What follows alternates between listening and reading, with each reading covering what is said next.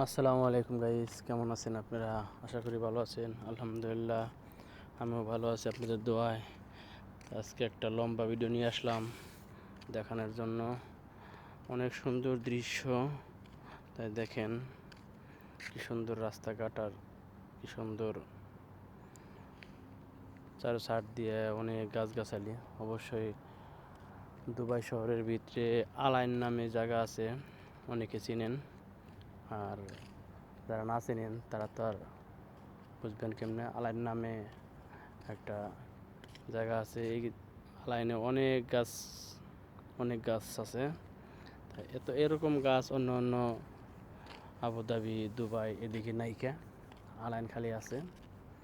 তাই শহরের ভিতরে কেন কত গাছ, এটা শহরের ভিতরে কত গাছ। আর বাইরে গেলে আরও বেশি। এটা অবশ্যই শহরের ভিতরের সাইড। এই দেখেন, দেখতে থাকেন, আশা করি ভালো লাগবে। আর ভালো লাগলে লাইক করবেন, অবশ্যই শেয়ার করবেন, চ্যানেলটা সাবস্ক্রাইব করবেন। আর নতুন নতুন ভিডিও দিব ইনশাল্লাহ।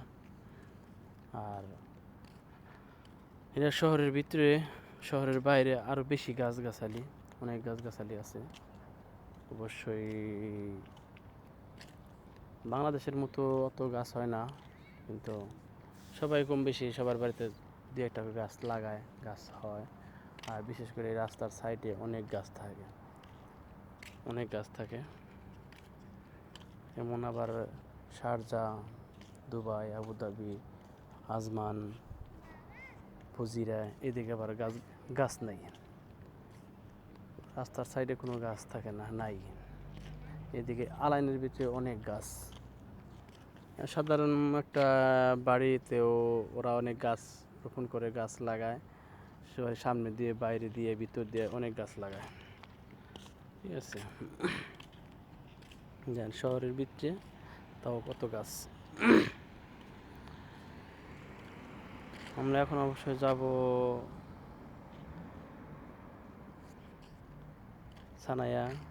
সানায়া নামে একটা আছে, বাংলাদেশের দুলাইখাল।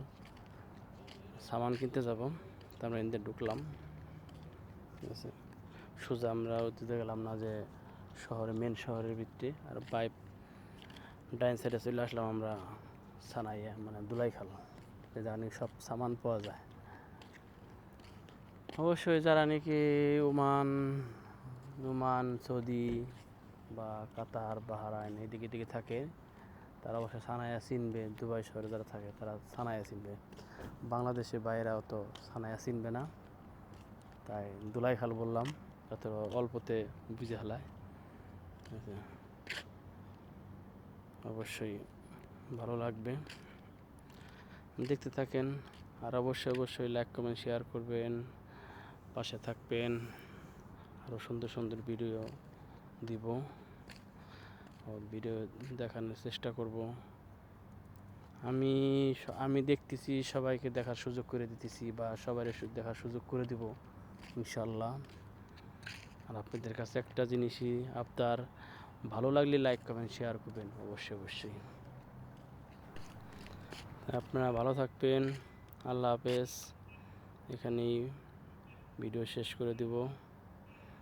অবশ্যই লাইক কমেন্ট শেয়ার করবেন। আল্লাহ হাফেজ।